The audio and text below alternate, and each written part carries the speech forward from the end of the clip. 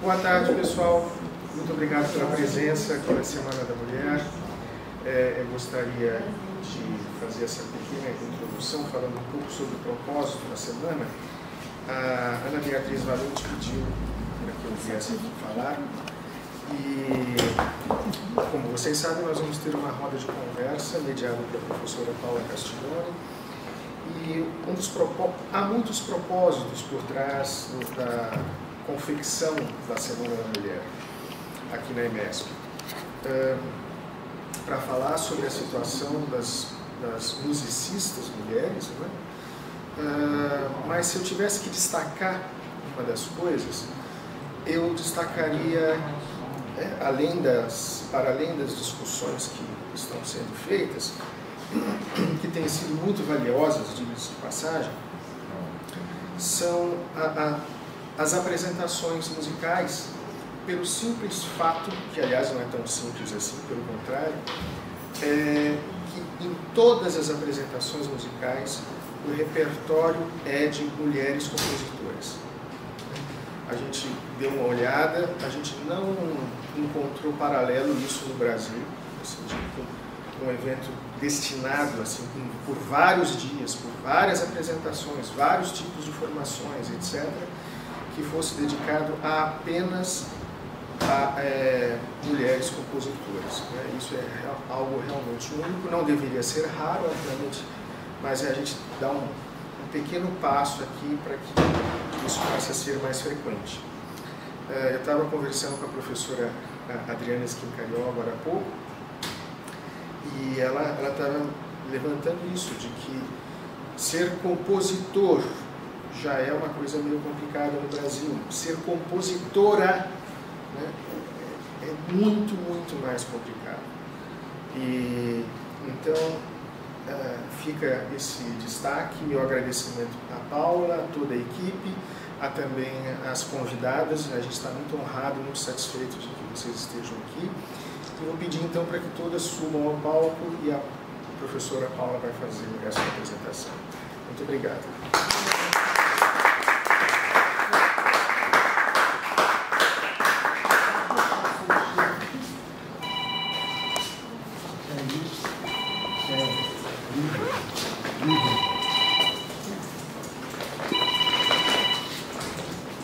Oi. Eva, boa tarde. Queridos, boa tarde, queridos e queridas.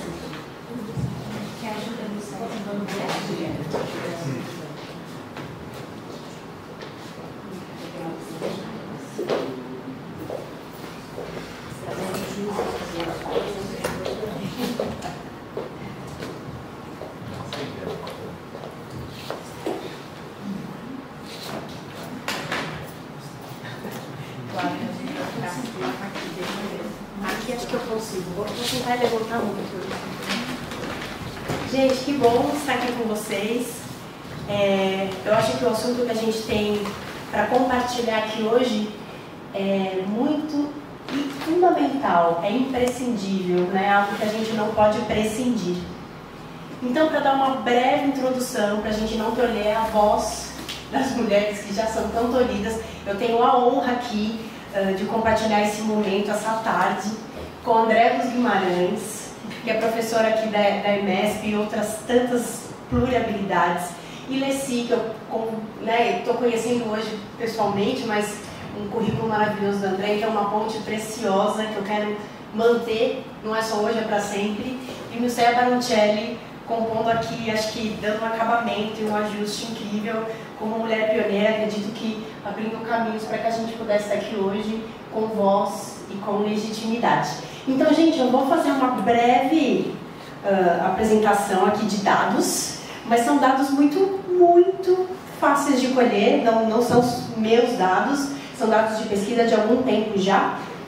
E depois desses dados eu quero fazer umas perguntas para vocês, e é muito interessante também que as pessoas aqui falem com a gente, tá? A ideia é vocês também perguntarem, levantem a mão se precisarem. Então vou fazer essa breve apresentação e aí a gente vai saber um pouquinho da trajetória de vocês, não só das habilidades de composição, mas da trajetória mesmo, para que vocês estivessem aqui independentes e atuantes né? Todas nós, acho que o que nos une aqui é que nós somos profissionais da música, somos sustentadas por ela e a questão da composição é uma das nossas habilidades, né? Não só, acredito que a gente faz várias outras coisas. Bom, vou ali na cadeirinha, mas estou aqui, tá bom? Coisa do microfone, como vai ser, não é mesmo? Não precisa, né? Eu falo bem alto. Para gravação é bacana ter. A gravação. É, a gravação, né? Será que o fio não chega? Não? O fio chega? Vamos tentar, com toda a delicadeza.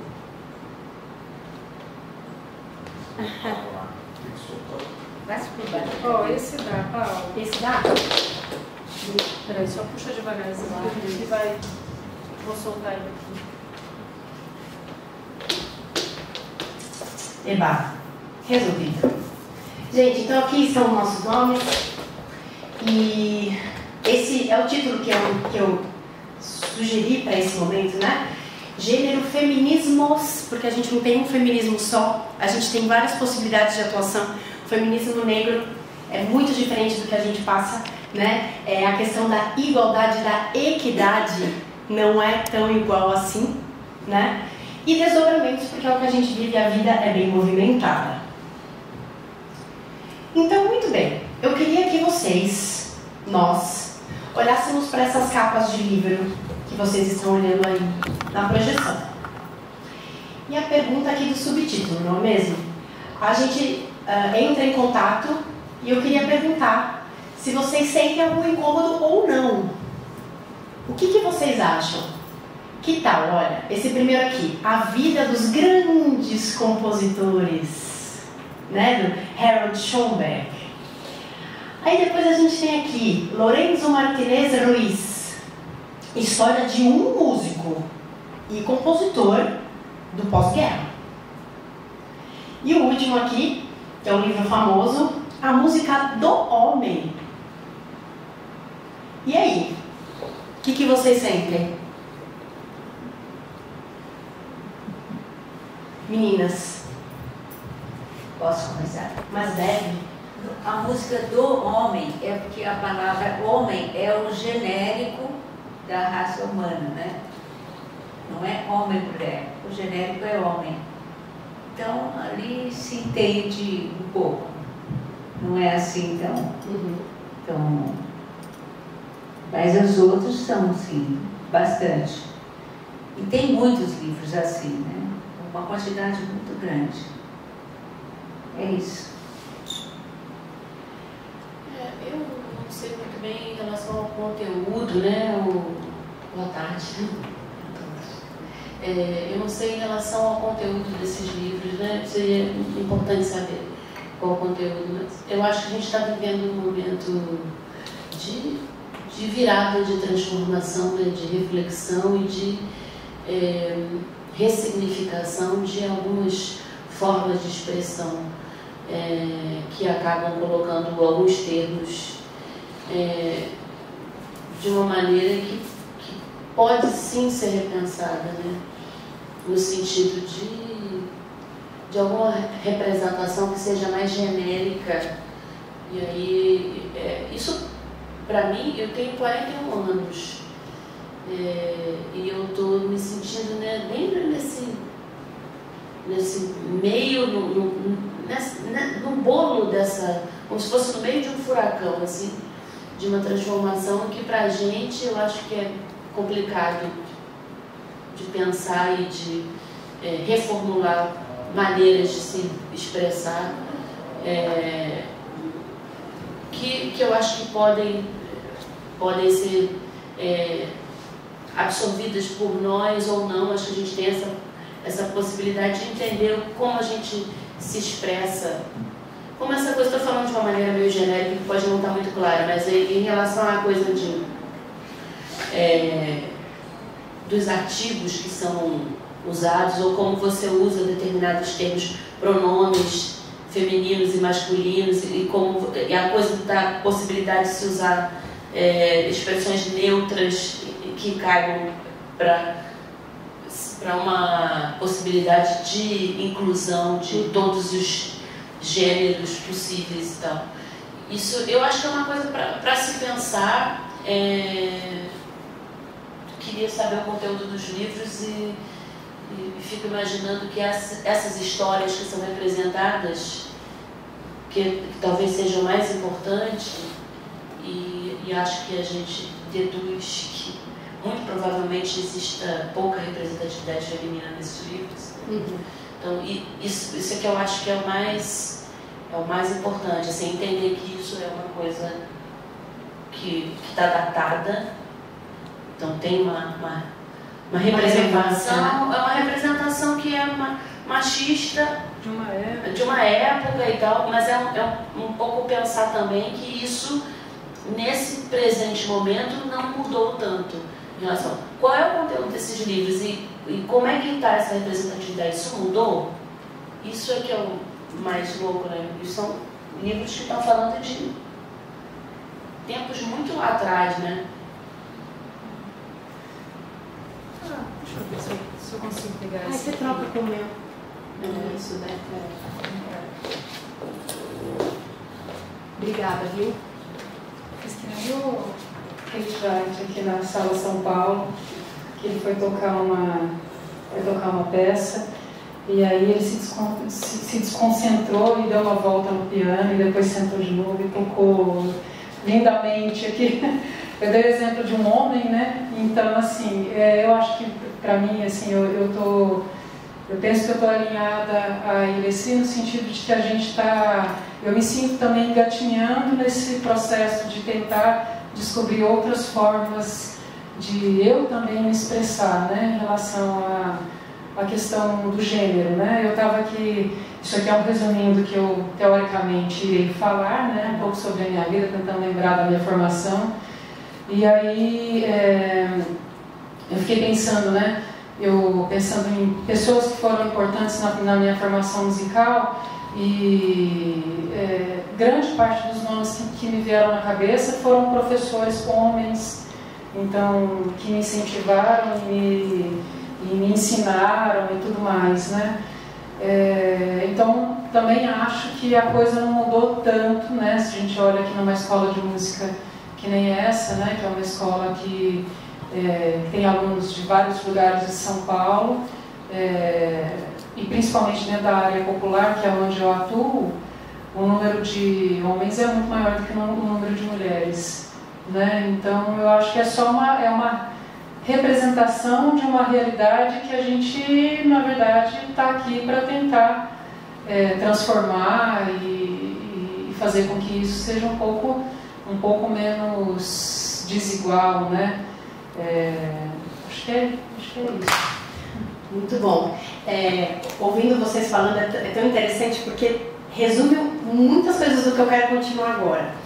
Eu escolhi esse livro não à toa porque eu o conheço. Ele está aqui fininho, né? Fininho, né? Pouca coisa, né? Assim, fininho. Gente, A Vida dos Grandes Compositores, de Harold Schoenberg.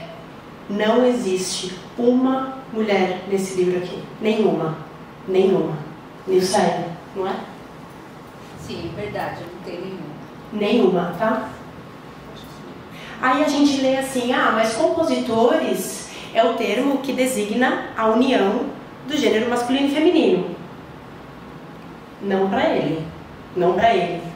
Então, é muito interessante entender. Quando eu era mais jovem, eu lia essa capa e falava: nossa, eu preciso saber muito da vida desses músicos, porque vai fazer parte e é uma questão fundamental para mim como regente, como pianista. Hoje eu leio essa capa e me incomoda. Hoje, com 37 anos, eu abro isso e falo: me incomoda, né? Então, só para vocês saberem. E aí, uma outra coisa que eu acho importante é: quantos de vocês já ouviram, e vocês também, meninas da mesa, que geralmente o perfil ou a característica das mulheres que compõem, que criam, são mulheres duronas, mulheres brabas, mulheres cheias de opinião. Já ouviram isso? Esse estereótipo? E aí, para não ficar só na minha opinião, eu compartilho com vocês, tem um livrinho aqui maravilhoso de Marina Jerusalinski, que ela intitula Adjetivo Feminino, Dicionário de Experiências. Por que dicionário de experiências? Porque durante alguns anos ela convidou as amigas e artistas conhecidas para que mandassem adjetivos que elas foram chamadas num certo contexto, para que esses adjetivos perante a mulher fossem analisados. Então ela fez um dicionário aqui de vários adjetivos: fofa, durona, briguenta, neurótica, falante, etc. E eu vou ler para vocês alguns adjetivos desse, que geralmente as compositoras, Karen, recebem, sem elas nem perguntarem. E aí vocês me contam se vocês se identificam ou se vocês já foram chamadas disso por serem compositoras, ou por estar em algum lugar de tomadas de decisão, ou algum lugar de visibilidade. Às vezes nós, como musicistas, estamos num lugar de importância, mas de invisibilidade, quando a gente não é vista, né? Que nem a Rebeca Clark, que aqui é a compositora da sonata para viola e piano. Que interessante, né? Ela, como muitas, né, Nilceia, usou um pseudônimo masculino. Enquanto ela não estava sendo vista, enquanto ela estava invisível, ela não incomodou, né? Então, quando a gente está num lugar de importância, ok. Você está lá no seu lugar de importância, um piloto de avião está lá no avião. Ninguém vai lá perguntar: daqui sua credencial, por favor, que eu quero ver se você é piloto de avião mesmo, né? Ou pilota, como temos muitas. Enfim, vamos aos nossos adjetivos aqui.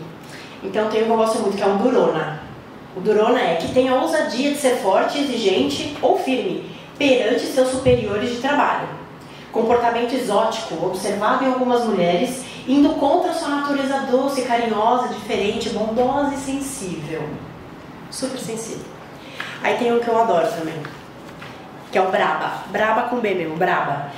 Característica de mulheres que sofrem de tensão pré-menstrual. Estado que pode ser detectado por homens que possuem essa habilidade excepcional, diversas vezes por mês na mesma mulher. Pessoa do gênero feminino com disposição para defender seu ponto de vista ou manifestar incômodo de maneira veemente. Então, se você manifesta incômodo, você é brava. E o último, que eu acho ótimo, que é a mandona. A mandona. A mandona é sinônimo de autoritária, com menos formalidade. Versão feminina do espírito de liderança de homens que possuem exatamente o mesmo comportamento, né? E tem um que eu acho o máximo, que eu vou ter que ler, porque eu tenho dois amigos aqui na plateia que eu amo muito, que é Luiz Pérez e Marcos Prado. Olha aqui, ó, o adjetivo. Vocês conseguem ler daí, ó? Não. Fofa. Tem um fofa. Porque eu sou muito chamada de fofa, gente. Eu não sei porquê. Olha pra mim e fala: ai, que fofa. Não, o Marco Prado não, mas é brincadeira, que eles são meus parceiros. Olham pra mim e falam: ai, que fofa. Pois você é fofa desse jeito, Regi, compõe, mas você é fofa. Eu falo: eu não sou fofa. Aí olha o que a Marina define como fofa, que é encantadora, graciosa e meiga. Gente, eu não sou nada disso. Encantadora, graciosa e meiga. Aí vem o fofo, eu falo: gente, fofa, né? Termo utilizado por indivíduos com grave distúrbio que consiste em, ao assistir a seminários, conferências, palestras ou seminários, independentemente do termo abordado, considerar que a questão mais relevante é a fofura da oradora. Gente, eu não sou fofa, tá? Só queria constar aqui. Então, esse aqui, ó, é um pequeno, grande poço de conhecimento que eu aprendi muito com essa grande ação da Marina, gente. Fala, Bruno. Desculpa, só fazer um comentário a respeito disso que você está falando, nem querendo tomar muito tempo de você. Certa vez eu fui assistir um filme da Léa Freire, né, que lançou um tempo atrás aí, né? E depois do filme teve uma roda de conversa com a própria Léa Freire. E nessa conversa surgiram dois apelidos que ela tinha durante a vida. Um era Sargento Freire, justamente pela dureza que ela cobrava os músicos que gravavam as coisas dela e tudo mais. E a outra foi que ela começou a receber um apelido ainda mais jovem, de não exatamente um apelido, mas que compunha como Tom Jobim. Não como Léa Freire, né? Mas como Tom Jobim. Então, assim, a partir disso que você está falando dos adjetivos, dos apelidos, eu achei curioso, porque, né, todo mundo fica falando dessa imagem que a Léa tem de uma pessoa durona, brava, né? Sargento Freire, né, por exemplo. E, assim, eu fico imaginando o que ela teve que passar para conseguir fazer toda a obra que ela fez e faz ainda, né? Excepcional. E por que ela adquiriu esse apelido, assim, né? que de certa forma ela até assumiu, né? Do ponto de vista ali do que ela falou aquele dia. Então, desculpa, foi só um comentário para lembrar da Léa Freire. Incrível exemplo, que é uma musa para mim, eu estudo muitas coisas da Léa Freire. E que interessante, será que ela teve que assumir esse papel, esse personagem, ou será que ela era assim mesmo? Será que ela teve que conquistar esse lugar batendo o martelo? Ou será que era a natureza dela? Porque senão ela ia ser uma fofa e ninguém iria escutar. Então, gente, nesses dados eu achei brilhante esse site aqui, Equality, Diversity in Global Repertoire, de 2021 a 2022, é um site em inglês muito interessante que a Nilceia vai adorar, que é um banco de mulheres compositoras enorme. Não sei se você conhece, vai conhecer agora. John, aqui ó, IFEM UK, tá vendo? Então, é esse site que eu peguei essas referências. A gente vê aqui, então, para finalizar minha fala, alguns dados para a gente seguir, ouvir a fala dessas mestras maravilhosas que estão aqui. Olha a porcentagem absurda das obras compostas por mulheres. Somente 7,7% das composições foram escritas por mulheres, das quais 5,5% são mulheres brancas. 76,4% das composições foram escritas por homens brancos mortos, realizadas em 2001 e 2022, que a Inglaterra conseguiu um censo. Gente, isso é muito sério, né? Coloca aqui essa maravilhosa anônima tocando. Alguém sabe o nome desse instrumento aqui? Menos os professores, né? Alguém sabe? Carlos, Tayana, Gustavo Zonorato aí. Quem sabe? Aline Carvalho. Vocês não sabem o nome desse instrumento? Quem quer falar pra mim o nome dele? Quem quer falar? Marco Prado?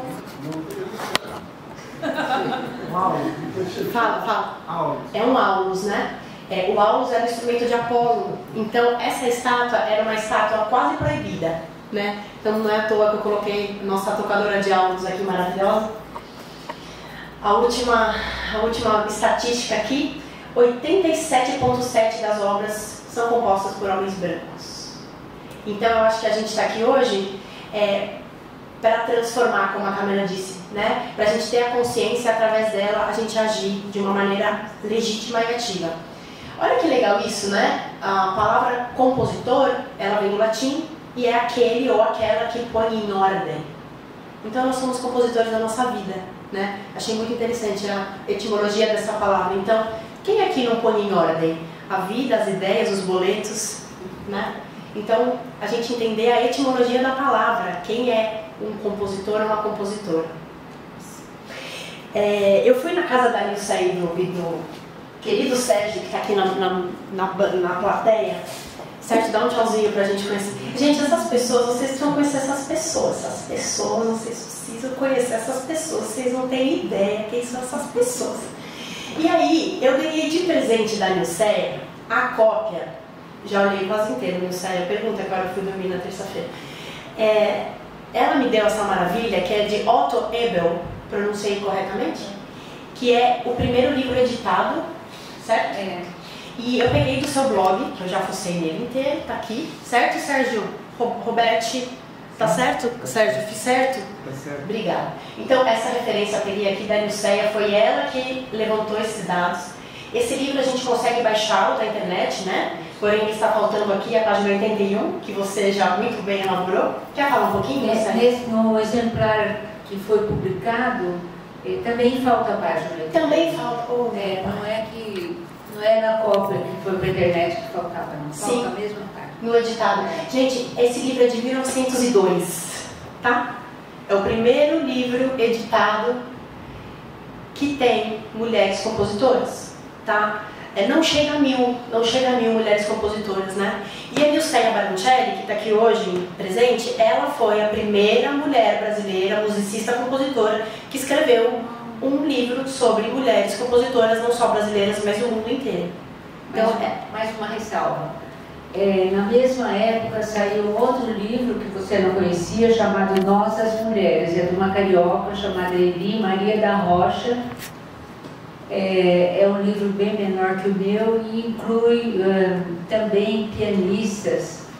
Ela não pôs o título Mulheres Compositoras, não tinha obrigação de ficar só nas compositoras, mas eu pus Mulheres Compositoras, elenco e repertório. Então, era minha obrigação manter essa linha. Só os compositores, só os que eu consegui comprovar como compositores, e não são poucas, não. Antes eu tinha conta, agora eu não lembro mais. Eu contei isso faz muito tempo. Mas de uns 8 anos atrás, um pouco mais talvez, eu cruzei as informações de todos os livros que eu tenho sobre mulheres compositoras. Agora já está superando, porque saíram outros livros e eu descobri outras compositoras. Mas é um número enorme, e que vem desde a Grécia. Desde a Grécia, não é a Idade Média, né? Então, gente, eu encerro minha fala aqui. Coloquei fotos que eu achei maravilhosas de vocês, tomei essa liberdade, porque vocês são muito belas. Essa foto aqui eu tive o prazer de tirar na terça-feira. Sérgio, desculpa, coloquei você aqui com um acervo, gente, um acervo incontável que a Nilceia tem de livros aqui que eu conheço. Então, eu espero que vocês absorvam a fala dessas maravilhosas mestras, essas pessoas, não são mestras, vocês são pessoas incríveis. Muito obrigada. E agora a gente quer ouvir a experiência de vocês.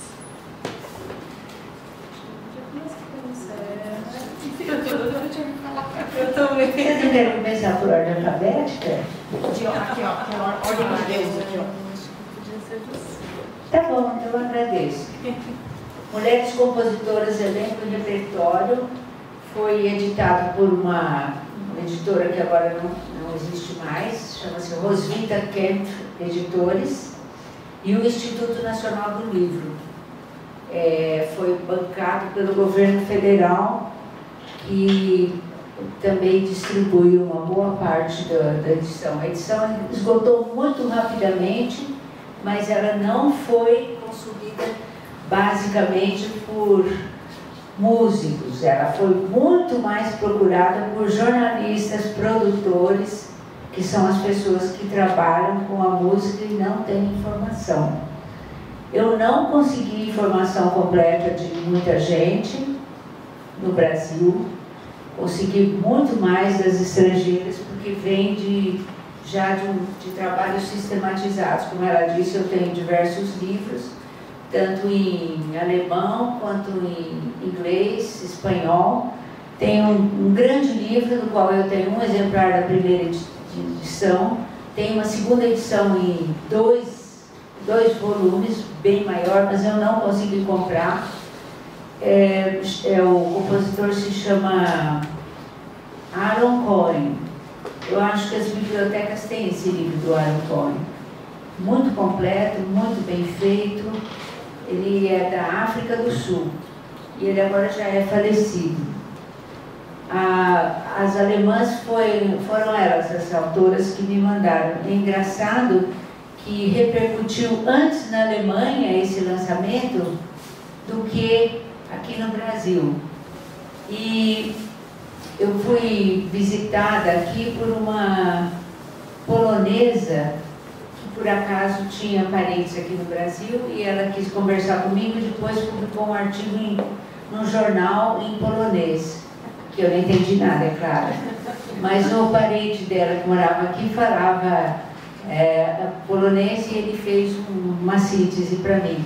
E ela disse uma coisa muito interessante, que eu tinha incluído compositoras polonesas que ela, que trabalhava com esse tipo de coisa na Polônia, não conhecia, porque ela me contestou quando ela falou comigo.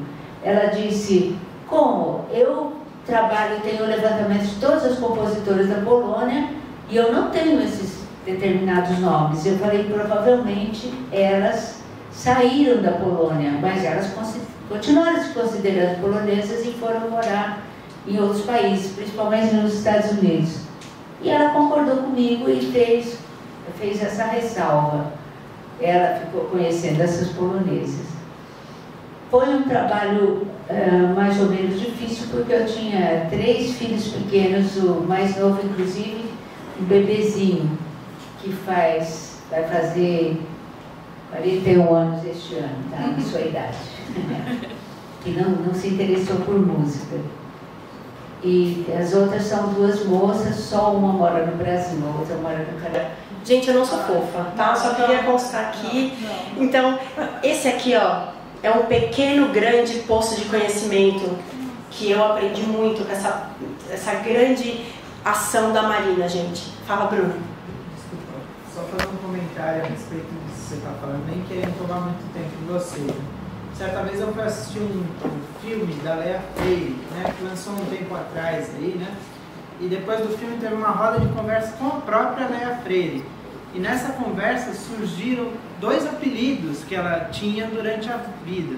Um era Sargento Freire, justamente pela dureza que ela cobrava os músicos que gravavam as coisas dela e tudo mais. E a outra foi que ela começou a receber um apelido ainda mais jovem, de não exatamente um apelido, mas que compunha como Tom Jobim. E não como Léa Freire, né? Mas como Tom Jobim. Então, assim, a partir disso que você está falando dos adjetivos, dos apelidos, eu achei curioso, porque, né, todo mundo fica falando dessa imagem que a Léa tem de uma pessoa durona, brava, né? Sargento Freire, né, por exemplo. E, assim, eu fico imaginando o que ela teve que passar para conseguir fazer toda a obra que ela fez e faz ainda, né? Excepcional. E por que ela adquiriu esse apelido, assim, né? Que de certa forma ela até assumiu, né? Do ponto de vista ali do que ela falou aquele dia. Então, desculpa, foi só um comentário para lembrar da Léa Freire. Assim. Incrível exemplo, que é uma musa para mim, eu estudo muitas coisas da Léa Freire. E que interessante, será que ela teve que assumir esse papel, esse personagem, ou será que ela era assim mesmo? Será que ela teve que conquistar esse lugar batendo o martelo? Ou será que era a natureza dela? Porque senão ela ia ser uma fofa e ninguém iria escutar. Então, gente, nesses dados eu achei brilhante esse site aqui, Equality, Diversity in Global Repertoire, de 2021 a 2022, é um site em inglês muito interessante que a Lucéia vai adorar, que é um banco de mulheres compositoras enorme. Não sei se você conhece, vai conhecer agora. John, aqui ó, IFEM UK, tá vendo? Então, é esse site que eu peguei essas referências. A gente vê aqui, então, para finalizar minha fala, alguns dados para a gente seguir, ouvir a fala dessas mestras maravilhosas que estão aqui.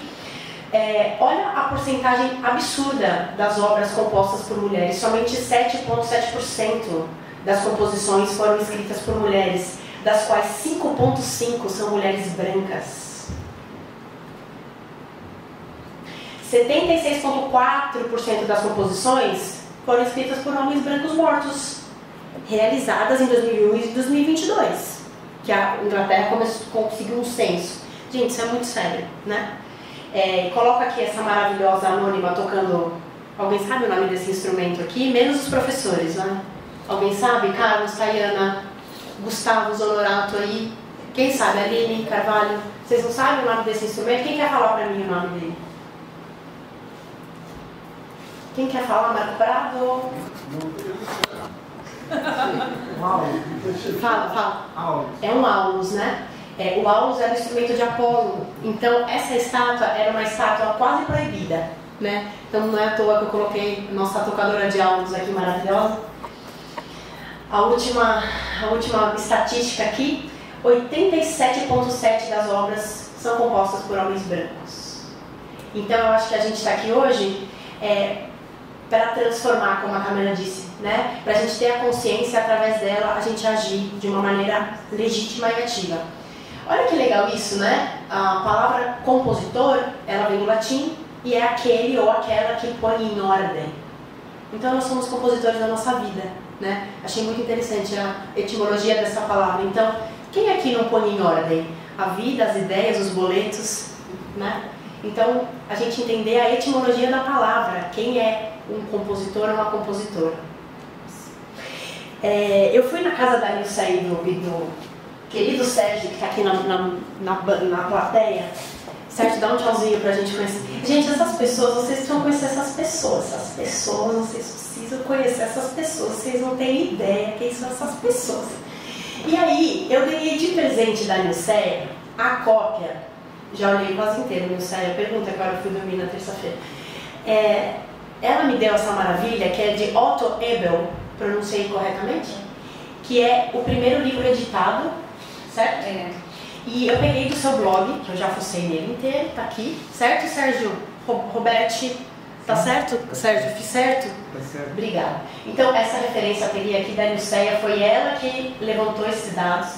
Esse livro a gente consegue baixá-lo da internet, né? Porém, está faltando aqui a página 81, que você já muito bem elaborou. Quer falar um pouquinho?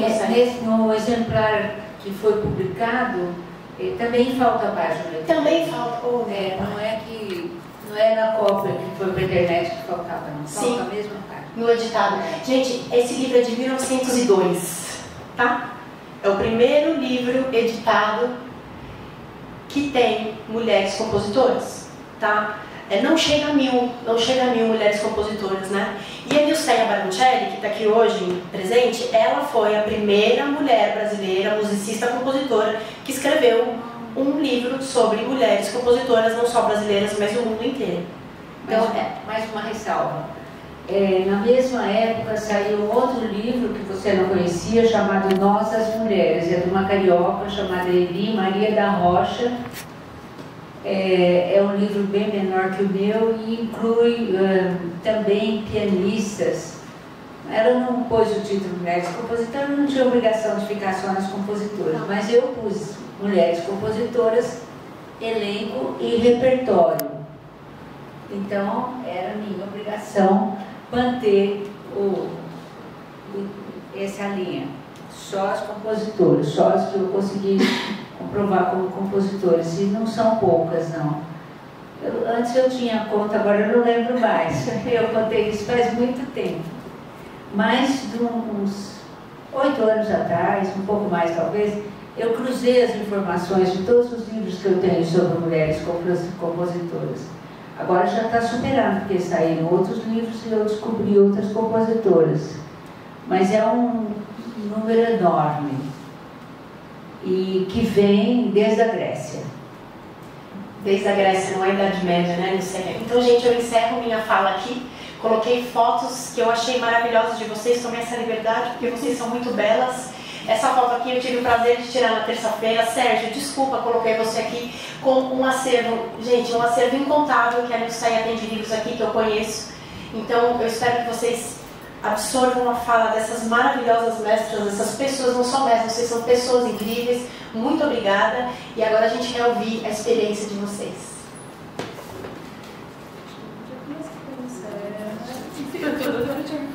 Eu também. Vocês não querem começar por ordem alfabética? Aqui, ó, ordem de Deus, aqui, ó. Tá bom, eu agradeço. Mulheres Compositoras, Elenco e Repertório foi editado por uma editora que agora não existe mais, chama-se Roswitha Kempf Editores, e o Instituto Nacional do Livro.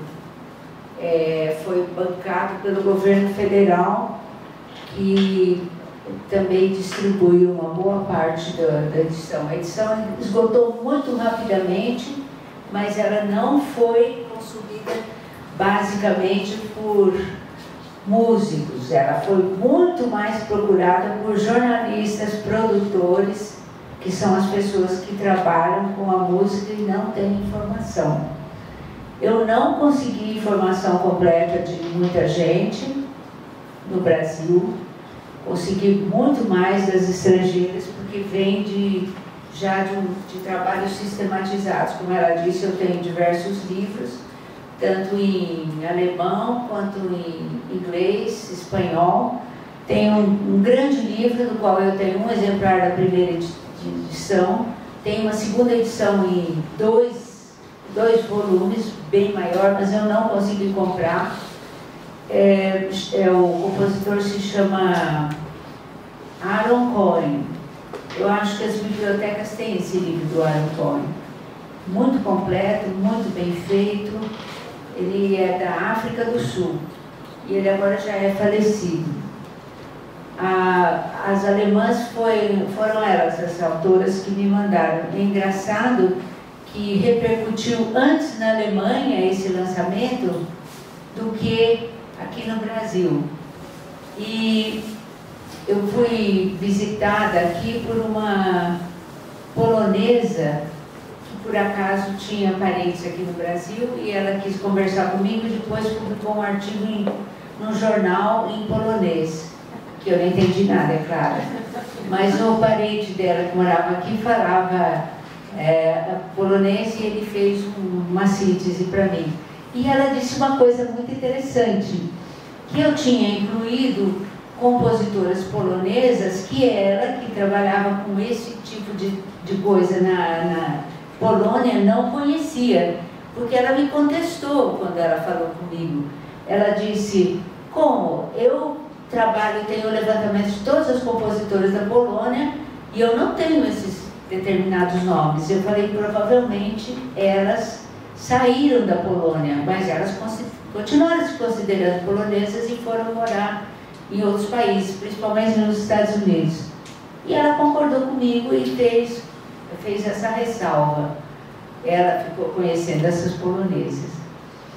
Foi um trabalho mais ou menos difícil, porque eu tinha 3 filhos pequenos, o mais novo, inclusive, um bebezinho, que vai fazer 41 anos este ano, tá? Na sua idade.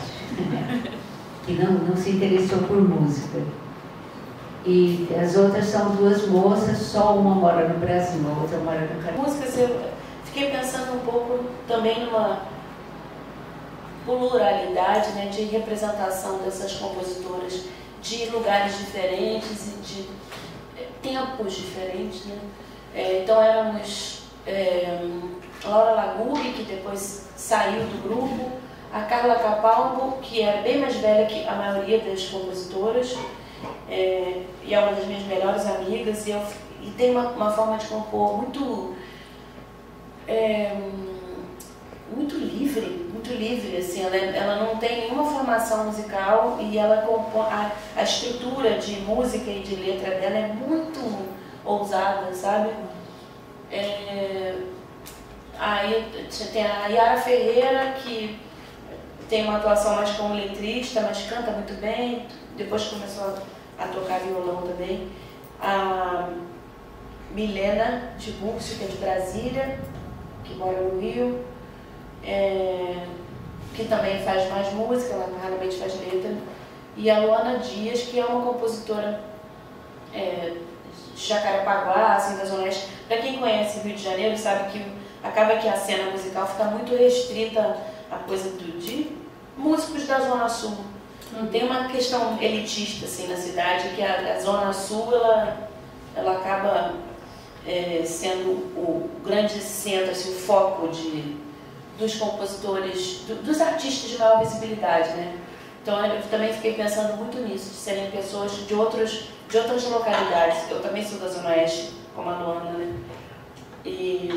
Então isso foi uma coisa muito boa, e a partir desse trabalho eu morria de medo de tocar, que também já é uma outra questão, né? Dessa coisa de a gente tocar. E aí eu chamava uma amiga, que era a Luísa Lacerda, que foi uma pessoa muito importante para mim, cantora, violonista incrível. Eu falava assim, Luísa, eu vou tocar 1 ou 2, mas você toca as minhas músicas e tal. Aí até que ela começou a falar, não, agora você vai tocar. Ela começou a me empurrar para me jogar na fogueira. E aí eu comecei a desenvolver isso. Comecei a fazer aula, voltei a fazer aula de violão, de técnica. E depois fui participando desses eventos, desses coletivos, né? Então o primeiro foi o Sonora, que era o Festival Internacional de Compositores, começou em 2016. E a DEA me chamou para fazer uma curadoria e produção do Sonora no Rio de Janeiro. Então seria, o Sonora era um evento em que tinha a produção, né? A cada cidade, cada localidade em que acontecia o festival, o Sonora tinha uma produtora para aquela produção daquele lugar, não era uma produção geral para todos os lugares, né? Aí eu fiquei pensando muito, o que eu vou fazer? Eu vou fazer a produção sozinha, consegui 2 lugares no Rio, de parceria em que a gente não tinha que pagar aluguel e seria, a grana arrecadada era de bilheteria e tal. Então a gente fez, eu escolhi 14 compositoras e tive muita dificuldade de encontrar essas compositoras. Naquele momento eu não conseguia pensar assim, não quero fazer uma programação que são 2 compositoras por dia, vai ser uma semana ininterrupta. E aí eu não conseguia pensar. Aí eu comecei a procurar músicas que... Queria saber, você compõe? Você é compositora? Mais da metade dizia não. Aí eu falo, mas você não tem músicas? Não, eu tenho umas poucas músicas. Umas poucas, umas 100. Não, mas você não se intitula compositora, mas você compõe, entende? E aí foi uma provocação que a Dé fez a mim, e eu comecei a fazer a outras pessoas. Então é isso que eu tenho, essa sensação de que é uma coisa que precisa de uma rede mesmo, para a gente se sentir fortalecido, porque é uma cultura muito machista, muito entranhada, né, no comportamento de todos nós, né? E a gente acaba não percebendo isso. Então foi o que aconteceu. Eu fiz esse primeiro... Eu queria fazer um evento em que tivessem pessoas em que eu admirasse muito profundamente, sabe? E aí fui cavando assim, algumas pessoas mais velhas, por exemplo, compositoras mais velhas, falaram pra mim assim, poxa, é a primeira vez que eu estou fazendo uma apresentação cantando músicas minhas. Já se apresentavam, mas sempre cantando coisas de outros compositores, em projetos de outras pessoas, em geral capitaneados por homens e tal. E as mais novas com essa coisa, com essa mesma angústia que eu, de uma certa forma, no sentido de como é que eu me assumo como compositora, assim. Aí isso foi crescendo. Aí na segunda edição a gente fez, eu pensei em criar um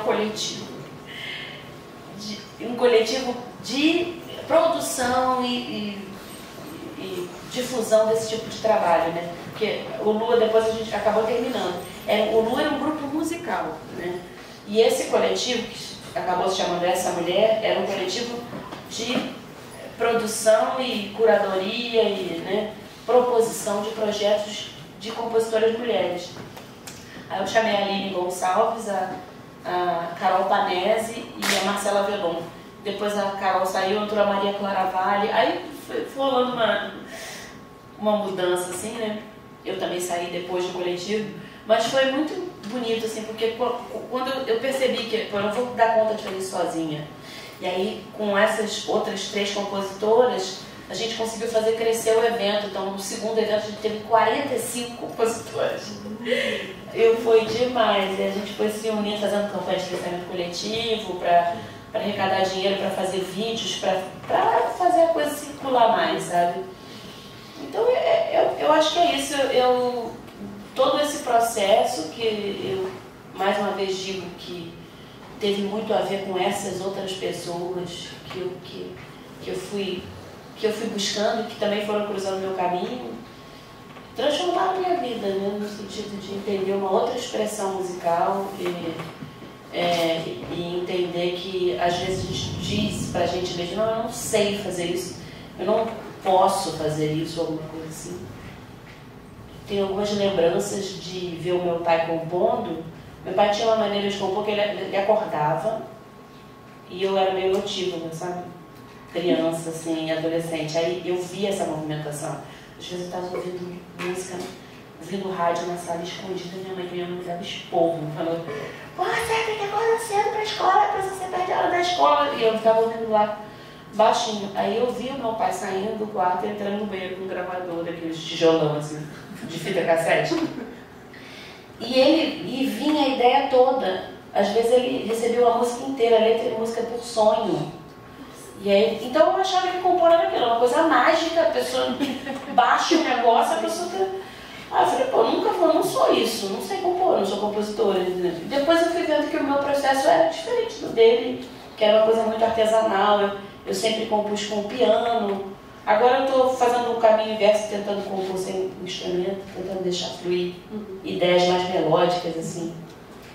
Mas eu fiquei pensando muito nisso, pensando nessa coisa da gente ter esse encorajamento de entender que sim, existe uma grande restrição, que é uma coisa cultural, e muitas vezes a gente diz não pra gente mesmo, mas a gente precisa não abandonar aqueles sonhos primários, assim, aqueles lá de trás, assim. Por que eu fiz música? Assim, eu nem sei, na verdade. Porque desde muito nova eu pensava em ser cantora, eu me imaginava nas capas dos discos, assim. Eu sonhava em ser a Diane Shirley, eu queria cantar e tocar piano e tal. E aí, ontem eu tive uma conversa com um músico que eu chorei pra caramba. Porque eu falei pra ele no telefone, você é um desgraçado, você me fez chorar. Mas é porque ele falou pra mim assim, você é uma arranjadora. Você é uma arranjadora. Eu comecei a chorar porque era um sonho meu, daqueles sonhos que a gente vai abandonando, sabe? E talvez você nunca ouviu isso de alguém. Talvez você não. A gente ouve sempre não. Você não é, você não é bonita, você não. E quando a gente. Não, você é. Às vezes o outro te legitima, porque é o sistema que nos impõe essa autodescredibilização. E não, se eu me descredibilizo, aí eu tenho dignidade, eu tenho que me anular, eu tenho que me escorrer, eu tenho que me esmagar. Aí talvez, né? A gente está acostumado a se esmagar, então você é. Né? Por isso que você está aqui hoje. E aí ele falou pra mim assim, eu falei, como é que você sabe disso? Sabe no sentido de, como é que você sabe que esse era um desejo meu também? Aí ele falou assim, isso dá pra ver na sua composição, na forma como você constrói essa composição, na forma como você constrói o seu violão. Entende? E por que ser arranjadora tem que ser num formato que... E olha que ele é um músico super assim... que domina esse formato, né, de escrita, de técnica, sabe? Mas ele tá falando pra mim, ele é baiano, né? Ele fala, você tá comendo reggae, que eles falam assim, né? Você tá comendo reggae, você tá pegando pilha desses caras que acham que criar e que construir arranjo tem que ser nesse formato de escrita e de leitura. Você pode fazer da sua maneira, você pode gravar as suas ideias, gravar uma coisa de piano, gravar ideias de naipes, você pode fazer dessa forma, você vai tentando desenvolver outras linguagens, mas isso não pode te paralisar essa criação, você está embutindo uma coisa que é muito potente em você. Então, e aí isso, eu acho que para as mulheres isso é muito difícil, entende? Então, tem uma importância muito grande. Eu estou conhecendo pessoas que eu não conhecia, vocês todos, sabe? Então, é uma importância no sentido de, às vezes, quando a gente se sente meio sozinho e meio sem rumo, sem horizonte, entende? Você pensa, olha o que você fez, sabe? No momento em que, se eu penso em solidão agora, você imagina naquele momento, né? Tipo, era muito pior, sabe? Hoje, acho que a gente tem mais reflexões sobre isso, mais ações sobre isso, sabe? A sua ação naquele momento certamente era muito mais solitária, sabe? Então, isso me motiva muito, estou muito feliz de estar aqui. Obrigada.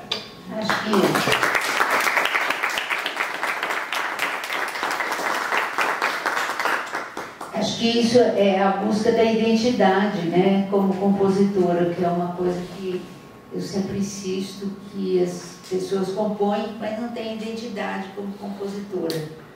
A própria mãe do Sérgio, de quem eu fiz arranjos, etc. Quando eu pedi a biografia, eu não conhecia o Sérgio ainda. Eu sabia que ela era uma ótima compositora, e pedi a biografia dela, ela só colocou as coisas dela como pianista. Ela não colocou nem o nome das músicas. Quem me deu o nome das músicas foi uma outra pessoa que tinha indicado o nome dela. Então, o que nós estamos encontrando agora, através de tudo que está acontecendo, é uma identidade de compositora. Como compositora, você achou a sua. Agora o caminho, minha filha, como diz aquele poeta espanhol Antônio Machado, caminante, no hay camino, se hace el camino al caminar. Continua caminhando, você está fazendo o seu caminho. Como todos os compositores, né? Em geral. Muito bem. Cadê minha fala, André? Falou. Deixa eu ver, se de repente eu uso o outro. Tem. Vou usar esse aqui, André, fica legal, puxar a pegada. Paulo não chora. Paulo é pisciana, eu também sou do Poeteiros. mais, né? Então a gente fica chorando. Eu ontem já chorei também, assim, né? A Nilceia aqui, porque é um negócio muito emocionante, assim, né, mesmo. Eu estava aqui, ontem teve um concerto, meio-dia, que é de uma professora aqui, que é a Marta Osetti, né, na flauta, e uma pianista, que é a Ana Rodrigues, que eu conheci lá em Tatuí, e já fazia 10 anos que eu não encontrava a Ana, né? E aí, enfim, no meio do concerto eu comecei a realmente a pensar, a tomar consciência de que elas estavam tocando só música de compositoras, né? E aí, num determinado momento, a Ana falou assim, eu trouxe aqui, ela timidamente, assim, do jeitinho dela, falou, eu trouxe aqui, resolvi colocar uma composição minha, porque eu nunca me senti compositora, eu nunca tive a coragem de tirar essas músicas e mostrei para algumas pessoas, mas eu resolvi, já que a proposta era essa, eu resolvi trazer aqui uma composição minha.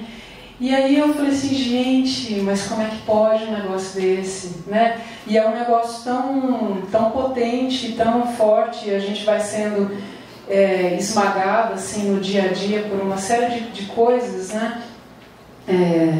Uma série de machismos na nossa vida de forma geral e na profissão também, né? Isso vai abraçando a gente, colocando a gente num lugar que é muito estranho, né? Abraçando não, esmagando, porque abraçando é uma coisa teoricamente carinhosa, né? Isso esmaga mesmo. E aí você estava lendo lá os termos, né? Eu lembrei de um termo que, quando eu comecei a dar aula no Conservatório de Tatuí, em 2003, eu fui chamada para montar o curso de canto popular lá, porque não tinha, era só de música instrumental, né? E, enfim, eu sempre fui muito organizada, né, com as minhas ideias, tanto é que aqui tem... eu fiz um papel, gente, para poder, né? É o meu jeito, né? Aí, bom, eu era chamada de a professora. Então todo mundo só me chamava de a professora. E eu falava assim, pô, mas eu não fui contratada para ser isso, né? Eu vou ser o quê? Se eu não for a professora, né? E só que era de um jeito que tudo bem, eles estavam de alguma forma me elogiando porque eu era organizada, mas ao mesmo tempo tinha esse peso de uma coisa que talvez fosse sistemática ou rígida, ou enfim, toda essa questão, né? Enfim, só para comentar sobre aqueles termos que você falou no começo. Mas bom, eu venho de uma família então de 5 mulheres, né? Nós somos 5 meninas, todas estudamos música. A família da minha mãe, que foi com quem a gente teve mais encontros de final de ano e tudo mais, de festas. A família da minha mãe é uma família de 7 mulheres e 1 homem. Das 7 mulheres, 5 estudaram música, né? Então, assim, eu acho que estudar música para mim sempre foi uma coisa muito natural. Porque minha mãe era professora, a gente acordava com ela recebendo os alunos, ou para estudar piano, ou enfim, para poder fazer aula. Tinha sempre um horário do dia que ela falava, agora é o horário do seu estudo. Apesar de que a gente, quando criança, a gente sempre quer escapar desse horário de estudo, né? Mas era uma coisa natural ali em casa, enfim. Todo mundo tinha esse envolvimento com a música, né? Das minhas irmãs, né? Então nós 5, eu e minha irmã mais nova que fizemos faculdade de música. Essa minha irmã hoje ela é professora do UFSCar, do curso lá de educação musical, né? Que é a Thaís dos Guimarães, também todas dos Guimarães. Enfim, outras 2 são arquitetas e uma psicóloga, né? Mas a música então sempre muito presente ali. Bom, aí eu, num primeiro momento, então como era uma coisa muito natural, eu pensava assim, não sei se eu quero fazer essa profissão, ser professora, não queria, né? Enfim, eu falava, acho que eu vou tentar ali na hora do vestibular, prestei engenharia elétrica. E passei na engenharia, então com 17 anos, fiz lá quase 2 anos, mas não era isso. Eu continuava estudando música no conservatório, né? Eu sou mineira, então de uma cidade muito pequena, de 20 mil habitantes, E aí, assim, eu tive que mudar dessa cidade com 15 anos para fazer o segundo colegial. Já fui, então, já com 15 já não morava mais com os meus pais, né? Morava no primeiro momento com alguns tios e depois com as minhas irmãs mais velhas, né? Mas, então, quando eu entrei no vestibular, quando eu entrei na engenharia, eu continuei fazendo conservatório, piano ainda e canto lírico.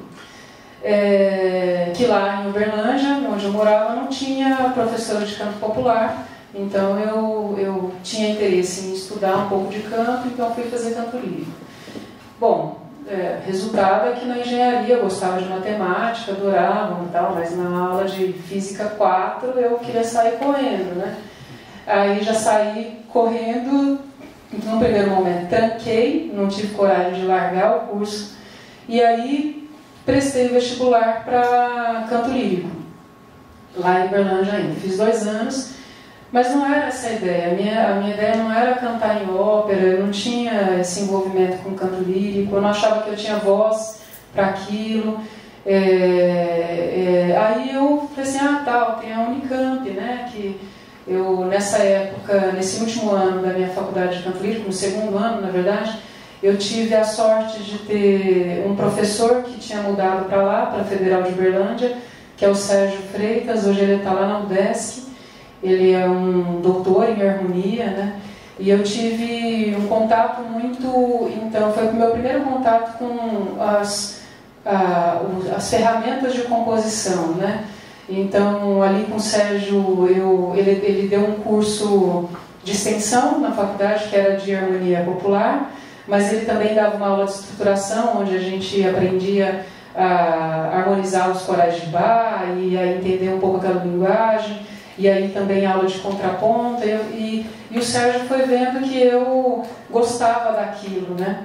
E ele falava assim, eu acho que você tem que ir para a Unicamp, acho que você tem que ir para lá para estudar música popular. E ele me falava muito isso, né? André, você é cantora, você gosta, né? Você é cantora, você toca piano. Uma coisa que você pode muito investir é em ser arranjadora. Porque isso quando? 96, né? Então lá atrás, né? Ele falava, tem poucas cantoras arranjadoras. Então é um lugar que você vai poder atuar, tal, né? E eu falei assim, eu ficava assim, nossa, é mesmo, né? Nossa, que legal, tal. E, enfim, eu ali, super fazendo os exercícios que ele me indicava, né? E resolvi, então, prestar Unicamp, entrei na Unicamp. E lá na Unicamp, o Sérgio também já tinha me falado, quando chegar na Unicamp, procura um professor tal que você vai adorar. Que esse professor, quem que era? Era o Bebeto von Bibner, que era um pianista. A primeira vez que eu vi o Bebeto tocando, ele era um pianista popular, né, mas que o Sérgio sabia que eu gostava de contraponto, gostava do Bach, enfim. Ele falava, quando eu cheguei para ver o Bebeto tocando, o Bebeto fazia a melodia com a mão direita e a esquerda já ia no contraponto, e aquele negócio de música popular, e eu, meu Deus, eu nunca vi um pianista tocando desse jeito, eu quero tocar que nem o Bebeto. E, bom, o Bebeto dava uma aula que era de harmonia aplicada ao piano para cantores, né? Aí eu falei, bom, vou entrar nessa aula, né? E entrei nessa aula, e as minhas colegas, elas não tocavam um instrumento, então para elas era muito difícil essa coisa de que tinha que aprender o piano do básico, né? E ainda aprender harmonia. Aí o Bebeto tinha uma maneira de ensinar harmonia que era também através da reharmonização. Então a gente já aprendia a tocar música de maneira, digamos assim, transformada, ou com uma cara que era nossa, né? E aí eu comecei, o Bebeto pedia uma música para reharmonizar, eu reharmonizava 5 na semana, porque eu gostava daquilo. Aí ele virou para mim em um determinado momento e falou assim, André, eu vou te dar aula individual.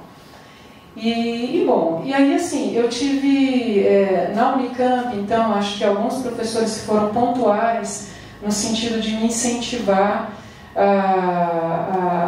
nesse lugar, no primeiro momento, como arranjadora, né?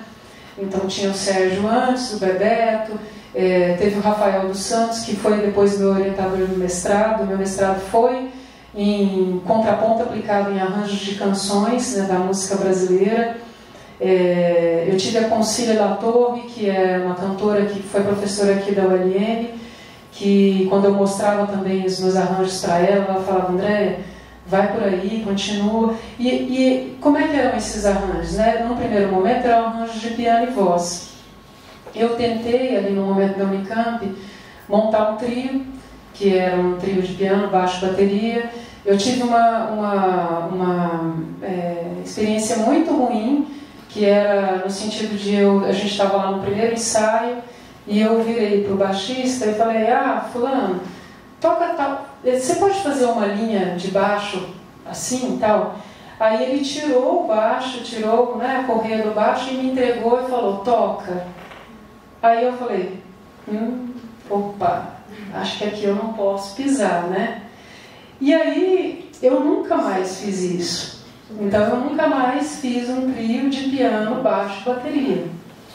Eu sempre fui atrás de fazer o quê? Os meus arranjos de piano e voz, que eram os arranjos que eu mostrava para algum professor aqui, um amigo ali, a família não sei aonde, e guardava na gavetinha. Não, daqui a pouco eu vou gravar, por enquanto não. Bom, eu com essa coisa dessa dificuldade de montar um grupo,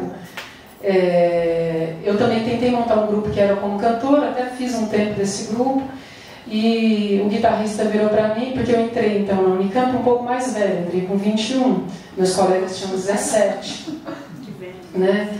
Eu já tinha passado por 2 faculdades, 21, velhona, né? Aí, os meus colegas de 17, um dos meus amigos que estava nesse grupo comigo, que tinha montado, ele virou para mim e falou assim, olha, André, vai dar um jeito assim, de você investir nessa sua carreira de cantora, porque se você não aparecer antes dos 30 anos, aí não tem jeito mais. Então, né, você tem que dar um jeito né? Você fala, como assim? As coisas que a gente ouve, você fala, não tem lógica, né? Aí, bom, esse grupo não deu certo, o outro trio não deu certo, foi dar certo o quê? Eu fiquei 2 anos sendo acompanhada pelo meu professor, o Rafael dos Santos, que é uma coisa maravilhosa, né? Você fala assim, nossa, que depois me orientou no mestrado e tudo mais, né? Bom, no meio desse mestrado aí, eu montei um grupo que é o Conversa Ribeira, que é um grupo que eu tenho há 20 anos, com o João Paulo Amaral, que é professor aqui na EMESP também, o Daniel Miller, e a gente tem uma experiência de grupo lá desde o começo de muito respeito. Então, a gente ficou anos ensaiando semanalmente, montando os arranjos em conjunto. Acho que foram 6 anos até a gente gravar o primeiro disco. E é um trabalho a gente fez uma pesquisa em cima da música caipira, em músicas da MPB que remetiam a esse universo caipira. A gente encontrou teve um ponto de encontro ali que era da música Todos do Interior, né? Ali em Campinas ainda. E, bom, esse trio segue, num primeiro momento, só esse disco que a gente lançou em 2008, só com arranjos, né, coletivos dos 3, tanto é que a gente optou no disco em não colocar o nome dos arranjadores, a gente colocou arranjo, Conversa Ribeira, né? Nesse meio do caminho eu fui chamada então para dar aula, estou fazendo uma história, a história não é linear, né? Então você vai fazendo volta, né? Então eu montei o Conversa Ribeira em 2002, foi quando eu estava ali no meio do mestrado, pesquisando contraponto. Em 2003 eu comecei a dar aula em Tatuí, montei o curso de canto popular. E essa minha entrada em Tatuí tiveram coisas muito boas, entre elas um contato mais próximo com a música instrumental. Eu já gostava de música instrumental, improvisada, né, já gostava de música erudita, vinha de um lugar de música erudita e agora tive contato com as pessoas que trabalhavam ali com a música do Hermeto, mas também com o jazz e tudo mais, e foram amigos muito queridos, apesar de ali naquele universo de Tatuí eu também ter ouvido nas rodas de conversa muitas coisas estranhas, do tipo fulana toca bem, mas ela não tem pegada, né? Então esse tipo de coisa que é o que desautoriza a gente a ser, por exemplo, instrumentista, né? Aquele que dá aquele medo e fala, nossa, mas eu não tenho essa pegada, né? Que pegada é essa, né? Então, bom, lá em Tatuí eu montei um grupo, então, né? Fiz amizade com algumas pessoas montei um grupo que era de música instrumental. Num primeiro momento, era um grupo para tocar canção, com arranjos que fossem com uma estética mais aproximada da música instrumental, mas era canção. A gente fez o primeiro ensaio, deu tudo certo, a gente foi para casa, cada um. Quando eu fui para casa, eu já peguei o meu guri do Chico Buarque, reharmonizei tudo, cheguei lá no segundo ensaio, os meninos falaram assim, nossa, mas acho que esse negócio não vai ser um grupo de canção, não, acho que vai ser de música instrumental. E aí a gente começou a cada um compor, né, para poder participar desse disco, desse grupo, é o Garimpo, esse grupo. Em 2010 a gente gravou um disco de música instrumental com voz, né, então a gente gravou 9 músicas, são 2 arranjos meus e 3 composições minhas, né, então, mas até então, gente, eu não era compositora, né, então assim, é muito interessante isso, porque a gente não se autoriza mesmo, né, nesse lugar da composição, mas eu já estava escrevendo arranjo, já tinha, e aquela minha história lá do arranjo de piano e voz estava guardadinho na gaveta, minha família conhecia e tal. Aqui no Garimpo eu era só cantora, né? Só cantora, mas eu era compositora e arranjadora ali também, mas eu era a cantora do grupo. Bom, aí lá para 2013, Conversa Ribeira foi chamado, a gente lançou o segundo disco, aí a gente já não tinha mais aquele tempo para poder se reunir toda semana e fazer os arranjos coletivamente, então separamos os arranjos para cada um fazer, né? E a gente lançou um disco, o segundo em 2012, o segundo disco, e em 2013 a gente foi chamado para fazer um concerto com a Orquestra Municipal de Jundiaí, onde a gente ia fazer os arranjos, né? Então cada um do grupo fez 3 arranjos. Foi um negócio super emocionante, que foi a primeira vez que eu escrevi para um grupo grande, né? Naquele momento a Orquestra de Jundiaí era uma orquestra de cordas, né? Mas imagina aquele tanto de cordas, né, ali e tudo mais. E eu esqueci de falar uma coisa muito importante. Na Unicamp teve um outro professor, que foi o Maurício Florencio, flautista, que foi flautista da Orquestra Sinfônica de Campinas, que foi muito importante também, porque ele era um professor de instrumentação e orquestração.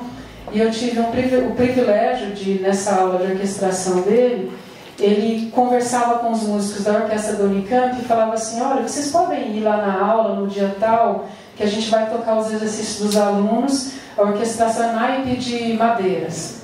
Aí iam lá os músicos na aula tocar os nossos exercícios. Então eu falava assim, nossa, então assim, eu me sinto de fato privilegiada ali por ter encontrado essas pessoas que me incentivaram e tudo mais, né? Bom, aí só em 2015 eu falei, não, então agora eu acho que eu posso lançar meu disco de piano e voz. Acho que agora o pessoal deixa, né? Eu deixo. Não é pessoal, né? Eu deixo, né? Mas foi uma luta, assim, danada, porque foi um exercício também de aceitação, que é o que? Eu gravei o disco tocando e cantando ao mesmo tempo. E aí quando a gente estava lá, estava na mixagem, assim, tal, eu falava assim, nossa, mas aqui eu desafinei um pouquinho. Aqui saiu um pouco fora do tempo. E é aquela coisa, eu tenho que aceitar, o disco é o retrato daquele momento, né? Uma coisa muito importante a gente sempre pensar. O disco é o retrato, né? Hoje eu sou de um jeito, amanhã eu sou de outro, ontem eu era outra pessoa, né? Agora de manhã eu estou assim, à noite eu estou, né? E isso vai mudando, né?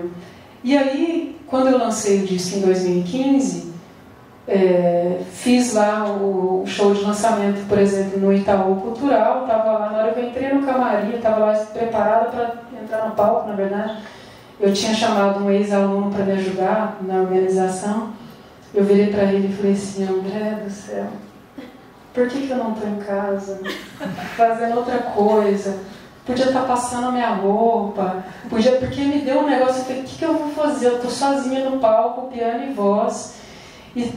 Mas foi um negócio maravilhoso, porque assim, as pessoas, para mim foi um divisor de águas na minha carreira como artista, assim, porque aí as pessoas viravam para mim, os meus colegas de profissão, falavam assim, mas você toca? mas você toca piano, André? Mas como que você toca piano? Eu nunca tinha ouvido falar que você... toco desde os 7 anos, toco piano, né? Mas eu nunca tinha colocado também isso em lugar nenhum, né? Eu nunca tive coragem de falar que eu tocava piano. Quer dizer, eu falava que eu tocava piano, é isso. Eu não falava que eu era pianista. Entendeu? Toco piano. Então foi muito legal, porque... E aí os músicos, e eu falo músicos assim mesmo, principalmente homens, colegas de trabalho, falavam assim, nossa, mas você toca, mas você não toca que nem cantora, né? Não é que você está fazendo ali a levadinha e tocando, você está pensando numa coisa de contraponto, nossa, você fez uma reharmonização. E assim, a gente acha legal, né? Porque você fala assim, nossa, de certa maneira tem alguém ali validando, um homem validando, mas eu fico pensando hoje, né, depois de um tempo, que foi um esforço meu, né? É uma dedicação minha, que eu só estou também pensando assim, que eu tenho o direito de ocupar aquele lugar ali, né? Aquele espaço e tudo mais, né? Bom, enfim, são muitas coisas, né? Mas eu queria só falar de uma coisinha aqui que eu até escrevi para não esquecer, né? Nessa história da música. Então eu sou uma cantora, eu me considero uma cantora porque eu também gosto de ser intérprete, assim, a minha pesquisa maior é na área de canção mesmo, então, né, desde quando eu comecei, desde antes de Tatuí, mas quando eu comecei a dar aula em Tatuí, eu montei um curso que era de estudo da canção popular brasileira, começando desde os anos, um pouco antes dos anos 30 até os dias atuais, e tentar fazer os alunos e as alunas cantarem essas composições, ouvirem os intérpretes e as intérpretes, né? Mas eu sou uma cantora que não compõe canção, né? Que compõe música instrumental, mas como é que é essa música instrumental? É uma música instrumental que eu utilizo a minha voz para vocalizar, né? E é um terreno que ainda é tenso de pisar, né? Porque até quando a gente pensa em fechar uma data num lugar, eu lembro mesmo do show do Garimpo, a gente foi fazer um show no Sesc, e quem tinha fechado a data tinha sido o baterista.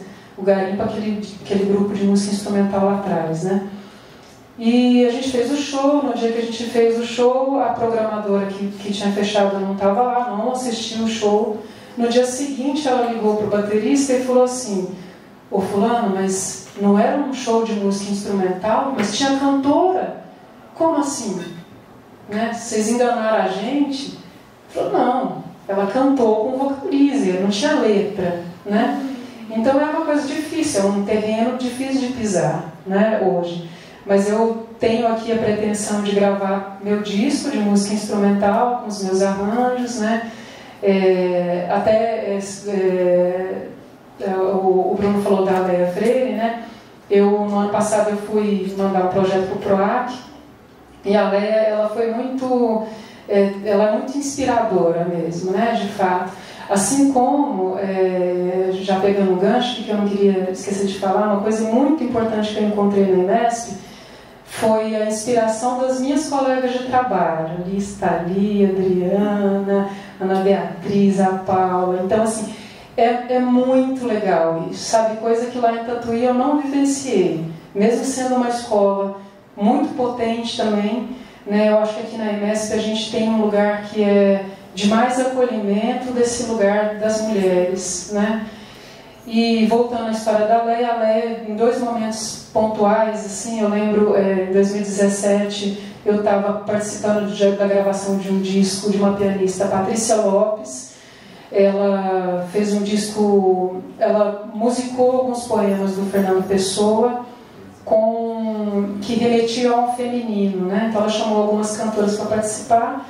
Eu participei, a gente estava lá nos ensaios, a Leia também ia tocar, e eu comentei com a Leia, né? Falei, Leia, nossa, eu não estou conseguindo compor. Já faz um tempão que eu não consigo compor, eu não sei o que acontece, eu sento no piano, porque eu tenho essa coisa de compor junto com o piano, né? Eu vou cantando a melodia, tocando e analisando e tal. E aí a Leia virou e falou assim, Andréia, compor é que nem uma gestação.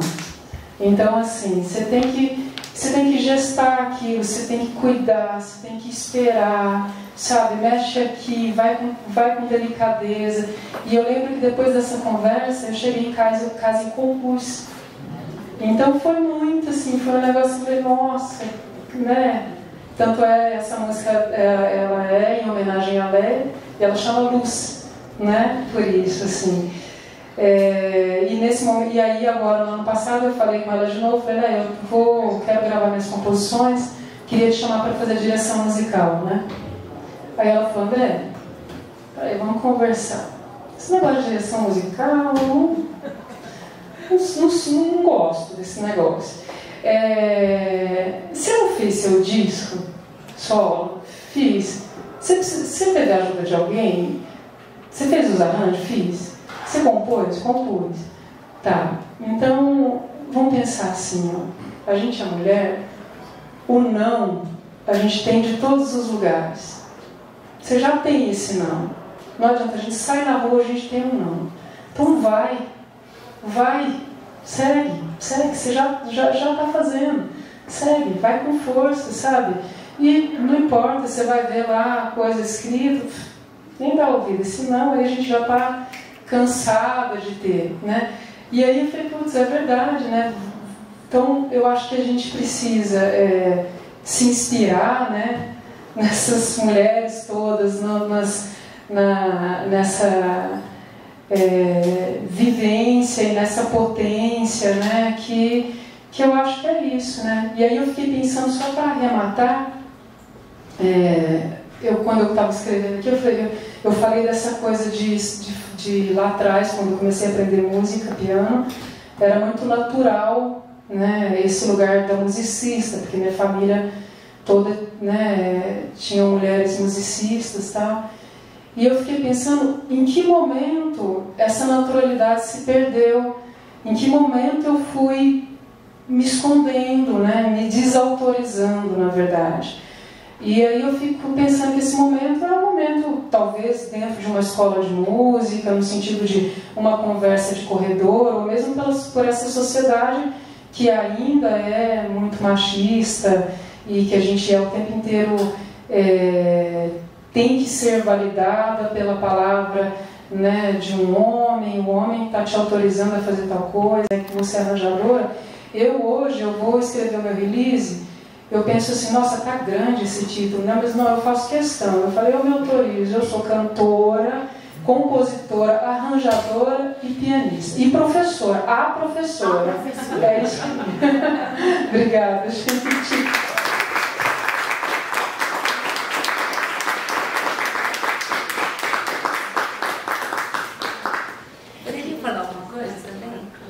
Estou lembrando agora, quando eu falei no livro, etc., eu esqueci de dizer que fez 30 anos no ano passado que eu fiz um programa na Rádio Cultura chamado Mulheres Compositoras. Não sei se alguém ouviu, é todo mundo muito novo, acho, para já estar acompanhando isso. E o último programa foi um sucesso na época. O último programa nós colocamos música popular. E terminamos com a Ivone Lara que canta. Eu vim de lá pequenininho, alguém me avisou para pisar nesse chão devagarinho.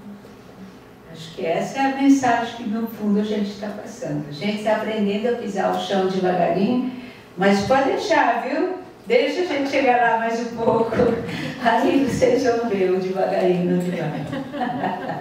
Tá bom? Obrigada. Queridas, eu só queria finalizar, agradecer muito a presença de todas, todos que estão aqui. Eu não quero mais contaminar a fala brilhante e luminosa de vocês com as minhas, mas que a gente possa ressignificar com delicadeza, devagarinho, né? A força está na delicadeza, a força não está na violência. Então que a gente promova uma cultura de paz. É muito impressionante quando a gente conversa com as mulheres, a gente conversa olhando nos olhos. Então, eu olho nos olhos da minha chefe Ana querida aqui, da Adriana, minha chefe também, vai ser sempre a Liz, a Lili, minhas amigas, vocês que são minhas amigas. Então, que a gente tenha coragem, né? Coragem é uma palavra latina que é cuor adire, que a gente possa continuar agindo pelo coração. E acredito que aí está a força. Muito obrigada, obrigada a vocês e até já.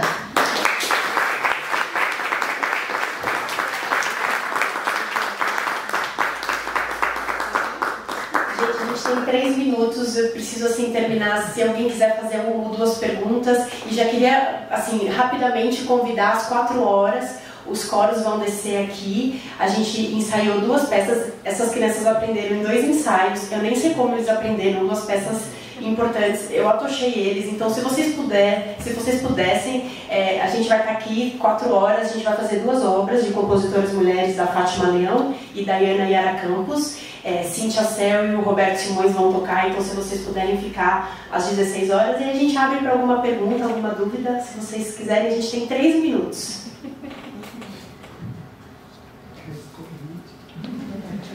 Se sentem contemplados, então? Então estamos contemplados, gente. Boa tarde. Eu só queria saber do livro dela. O quê? Ah, o meu livro. Como que a gente tem acesso ao seu livro? Ah, minha filha, só no Centro Cultural e na USP, na ECA, que eu sei, deve ter em outras escolas. Aqui tem, aqui na biblioteca tem. Eu já olhei, já. Vou te dar essa boa notícia. Ele está muito esgotado, ele esgotou muito rapidamente. A gente já tem 35 anos. Então já. A gente vai fazer a 2ª edição. Eu não vou deixar ele em paz. A gente vai fazer. Olha, não fala aí que eu vou te pegar para me ajudar. É minha vizinha, não tem como. Vai pegar mesmo. Gente, obrigada. Boa tarde.